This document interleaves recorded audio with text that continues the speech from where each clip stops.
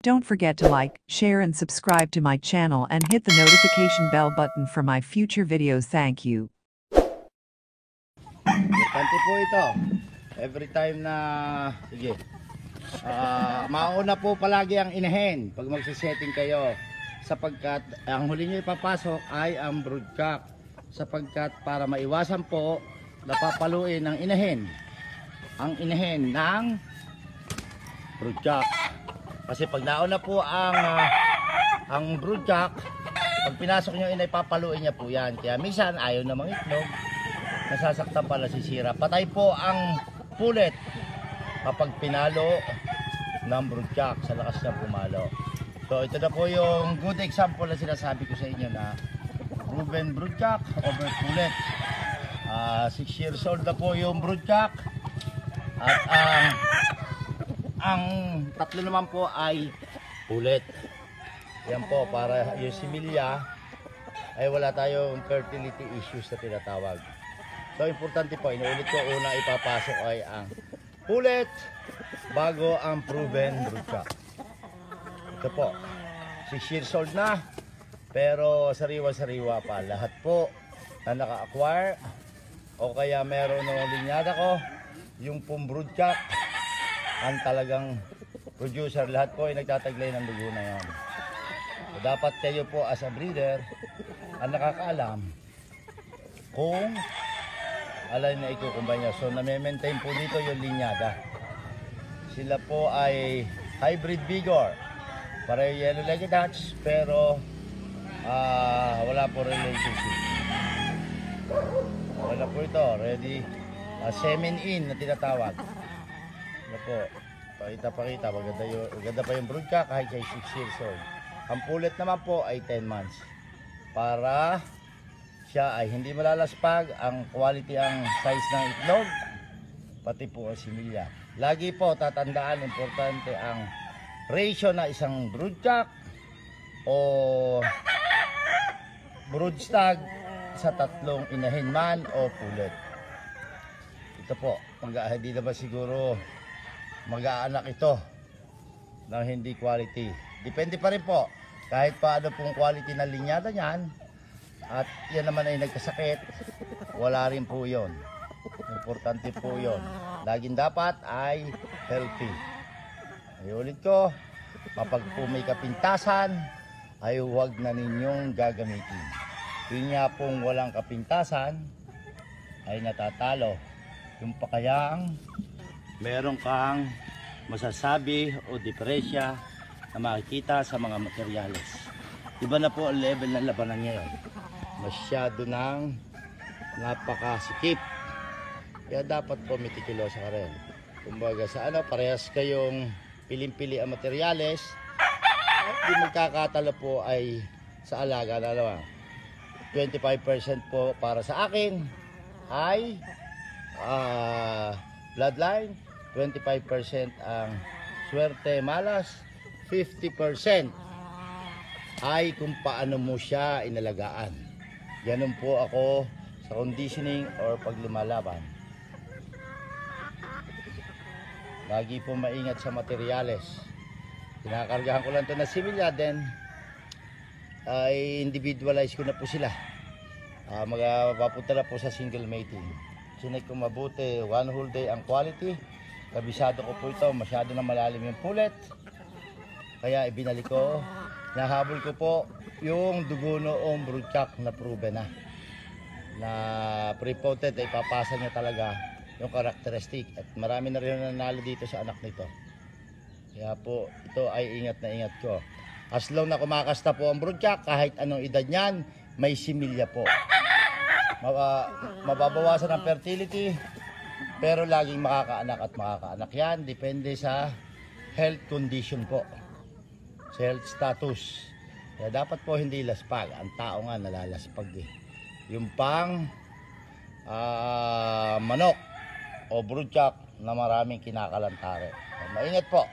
Inuulit ko, laging maingat, lalo na kung ito ay proven.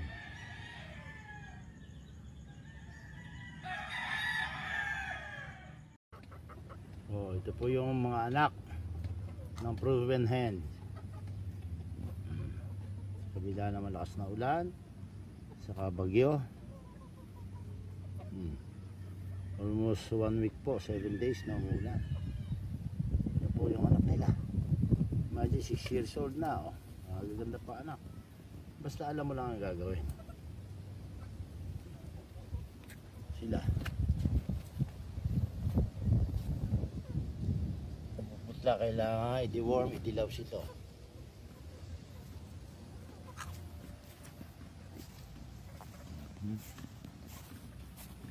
Ganda pa. Tatandaan na po na magulang nito.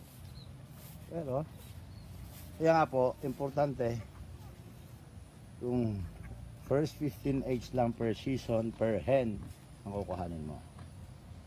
Sa bawat inahen, para hindi sila malalaspag. Kahit even 5 to 6 years old, nagagamit pa. Nagdala-dalawang baby pullet na yan. Lo, ang dalawang to, tingnan nyo yung binti. Ipis. Quality pa hong mag-anak. Magkamukha.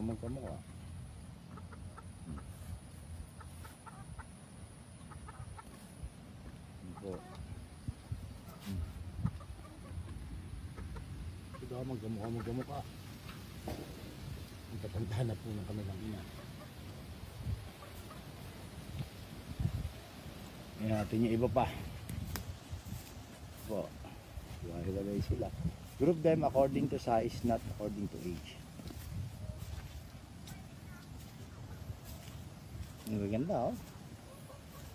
So, konti nga sila. Ang lalaki 10, ang babae 16 siguro, 26.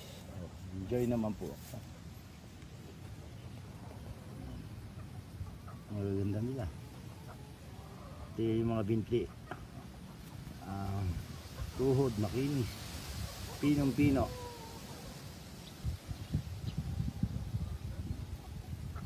Kahit umulan, bali wala, kompleto ng bakuna nila. So mga 4 months old na ho ito eh.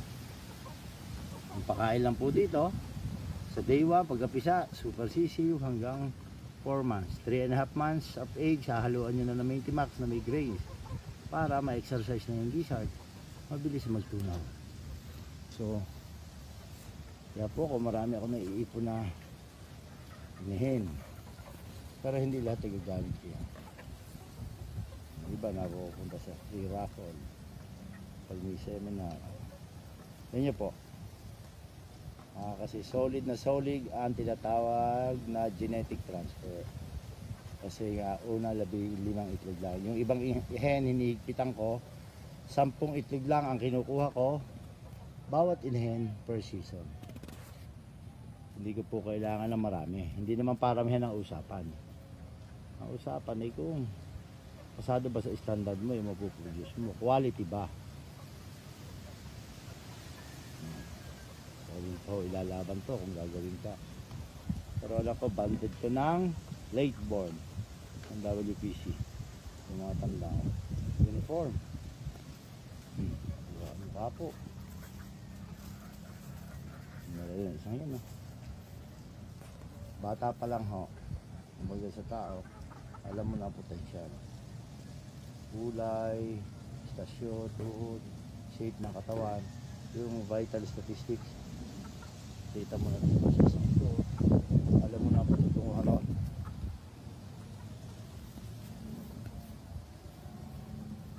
Ito pa yung iba,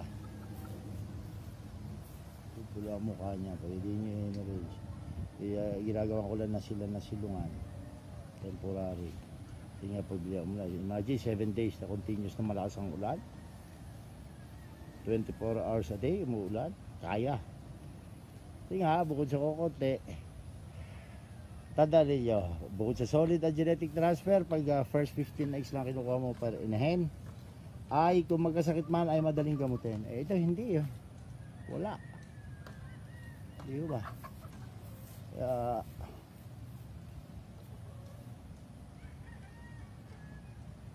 ang ganda nila. Hindi yung pagpunta mo.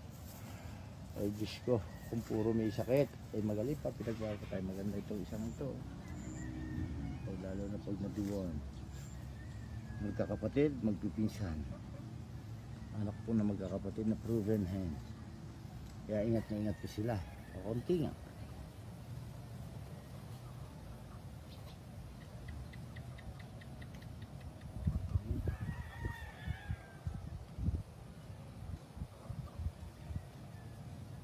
Iba naman po. Kaya ganda na po isang ito. Ang kulay.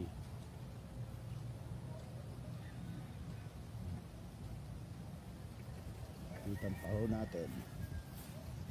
Kumasahin sila pero solid oh. Pang material na. Tanda niya pag line breeding, pang material na, panlaban pa. 21. Yan po. Pagka 3.5 months o 4 months onwards, dapat po may grains na.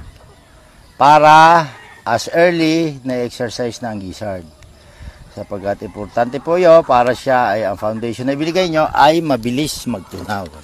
Sapagkat kapag mabilis po kumain at magtunaw, ay mabilis din niya po pinapatay ang kanyang kalaban. Exercise na po yan. Ayan, yung problema, dapat hulihin na itong malaking to. Straight ko kasi papaluin niya yung maliliit. Doon na po magsisimula magkasakit yun.